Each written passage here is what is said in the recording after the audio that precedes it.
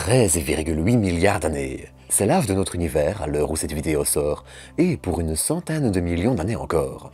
Au cours de ces milliards d'années, l'univers a évolué dans plein de directions différentes, donnant parfois naissance à des monstres cosmiques dont l'aspect joue subtilement avec les capacités de nos cerveaux de primates terriens. Chaleur, vitesse, température, taille.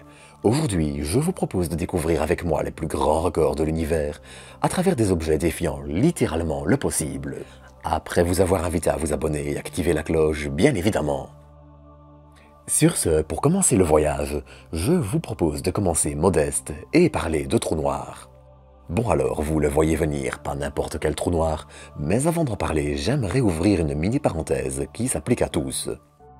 Vous le savez probablement déjà, mais les trous noirs sont de véritables monstres cosmiques, dont la masse est tellement importante que même la lumière ne peut en échapper. Une façon assez simple de se représenter le principe d'un trou noir peut être le suivant. Sur Terre, si vous sautiez à la vitesse de la lumière, la gravité est trop faible et vous partiriez dans l'espace et sortiriez de la galaxie. Mais à la surface d'un trou noir, si vous sautiez à cette vitesse, vous ne quitteriez même pas le sol. La gravité est suffisamment forte pour vous réattirer vers le trou noir, et c'est exactement cette particularité qui fait d'un trou noir un trou noir. Rien, mais alors là rien, même pas la lumière, ne peut en échapper. Il contient suffisamment de matière dans un espace suffisamment restreint pour que, une fois une certaine distance qu'on nomme l'horizon des événements atteinte, plus rien ne peut espérer aller assez vite pour s'en échapper. Et il ne faut pas qu'un trou noir soit grand pour exister. Dans l'absolu, n'importe quel objet que vous regardez, même votre chat qui dort actuellement et ignore les propos ignobles que je vais tenir, s'il était compressé dans un espace suffisamment petit, pourrait être un trou noir.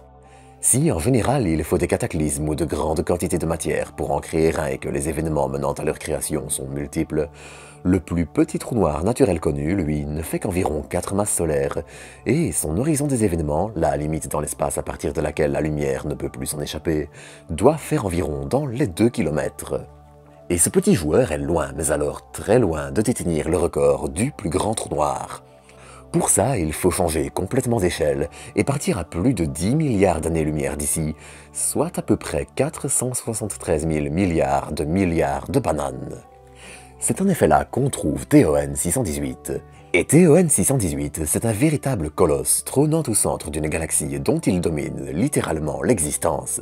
Sa masse de près de 66 milliards de soleils, et j'ai bien dit milliards, n'est égalée que par sa taille gargantuesque, 2600 unités astronomiques de largeur, soit 2600 fois les 150 millions de kilomètres qui séparent la Terre du Soleil. Placé au centre du système solaire, il s'étendrait sur 1300 unités astronomiques dans chaque direction.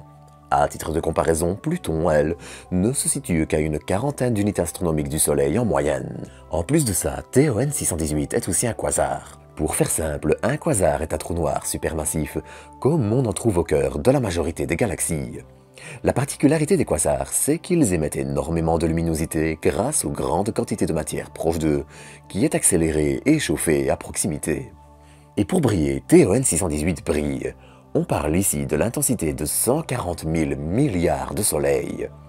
En fait, il est tellement lumineux que, même avec un matériel moyen et malgré sa grande distance, un astronome amateur peut facilement réussir à le capturer.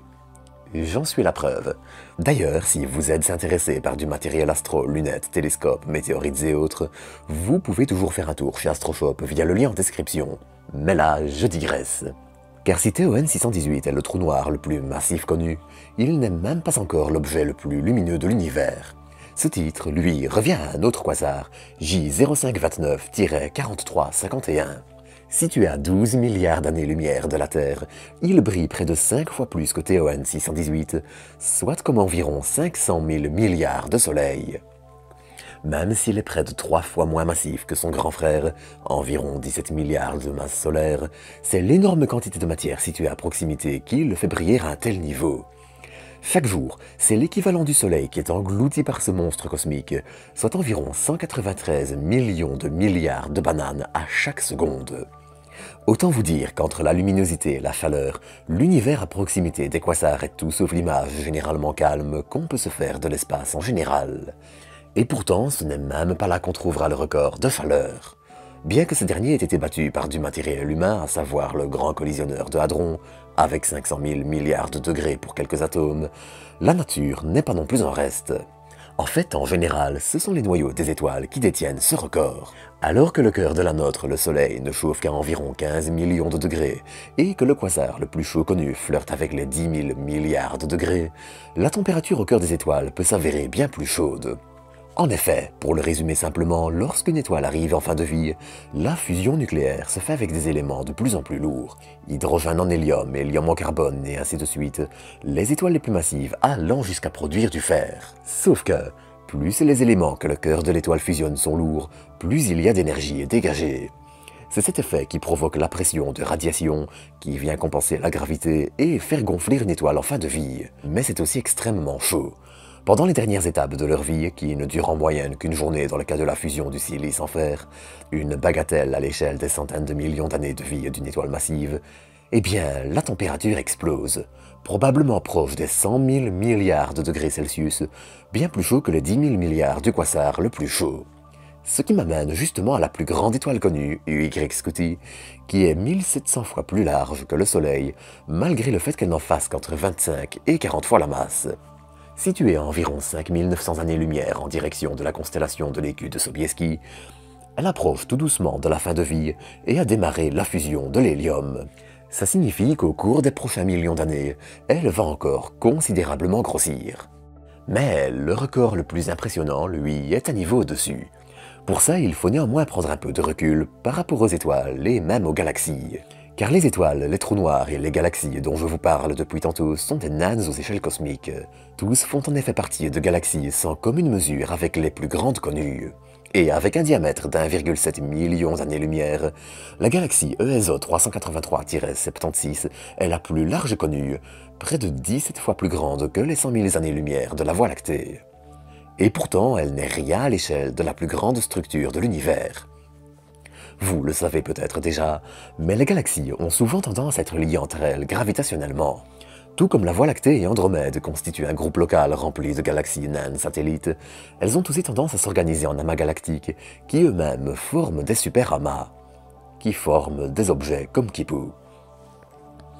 Kipu, qui tient son nom des Kipu utilisé entre autres par les Incas pour enregistrer certaines informations, est en effet le plus grand super-amas galactique jamais découvert il y a seulement quelques jours.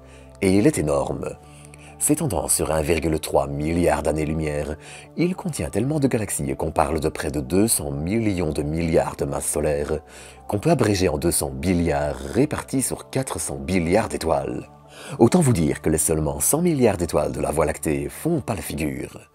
Bien que Kipu soit le plus grand superamas découvert à ce jour dans notre univers local, une sphère d'1 milliard d'années-lumière autour de nous, d'autres structures comparables sont également connues. Et si le sujet mériterait un épisode entier, n'hésitez d'ailleurs pas à vous abonner pour ne pas le manquer et dites-moi en commentaire si ça vous intéresse. Ces superstructures et leur étude sont cruciales. Ça permet en effet de mieux comprendre l'univers à une échelle plus globale et peut-être aussi un jour de percer le mystère de son avenir et de questions comme la matière noire ou encore l'énergie sombre responsable de son expansion. Enfin, pour finir, en introduction, je vous avais aussi promis un record de vitesse. Et vous ne serez pas déçus. Pour ça, il va falloir se diriger vers les pulsars, qui sont des étoiles à neutrons. Si, comme les étoiles à neutrons, ils sont le cœur d'une étoile qui a survécu à sa fin de vie, enfin entre guillemets, mais j'en parlerai dans un autre épisode, les pulsars ont aussi une particularité. Ils tournent vite, très vite. Pour comprendre ça, le meilleur exemple est celui d'une patineuse qui a la jambe étendue et la ramène vers elle. Lorsqu'elle rétrécit en taille, sa rotation s'accélère par conservation d'énergie, et lorsqu'une étoile qui a déjà une rotation rapide, parfois boostée par une étoile compagnon, s'effondre sur elle-même, sa vitesse de rotation explose. Le pulsar le plus rapide connu tourne ainsi sur lui-même à près de 70 000 km par seconde, soit un quart de la vitesse de la lumière à l'équateur. Malgré un diamètre probablement assez petit, seulement 16 km, le cadavre de l'étoile de 3 masses solaires située à 18 000 années-lumière de nous tourne sur lui-même 716 fois par seconde. Et le plus dingue, c'est qu'au final, tous ces records sont temporaires.